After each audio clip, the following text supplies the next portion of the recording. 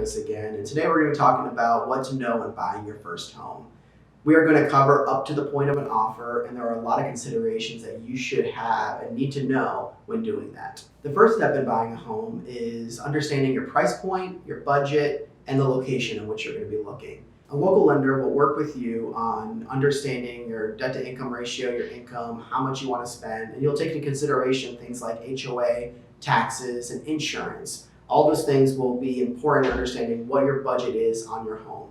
Once you determine your budget, the next step is to begin touring homes. You're going to want to look inside, outside, neighbors, up and down, all around, and look at every fine detail of the home. Your real estate agent should be your trusted advisor and not only give you the goods, but also the bads with the home. Once you find your home, your dream home, the home that you've been waiting for, that you love the neighborhood, the surroundings, everything about it, your agent will help you prepare an offer. There are many elements that go into writing an offer. There's actually 2 contracts that you can use in the state of Florida. There's a standard FAR, and then there's an as-is contract. Your agent will help you determine what contract is best for you.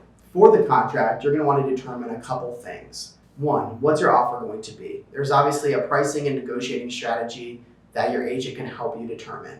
2, what's your good faith deposit or escrow going to be? 3, who's choosing title and paying for their services? In Sarasota County, it's very common that the buyers choose title and pay for their services, but it's not as common in Manatee County. It's different and varies by county. 3, what is the negotiating time period you're going to allow for a response on this offer? 4, what is the contract closing date going to be? Is it going to be a 30-day close, a 45-day close? Obviously, you'll want to get with your lender and your agent to determine what is best for you. 5, your inspection period. There are different time frames that are allowed for an inspection. And also, is there a repair limit that you're going to get? This is dependent on the contract that you're choosing in order to write your offer.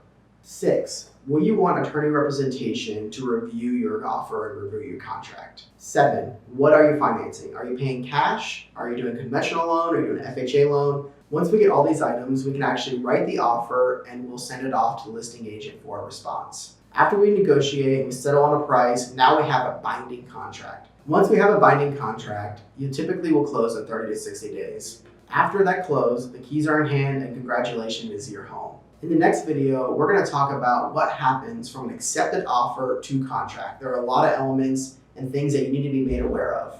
Check out our next video.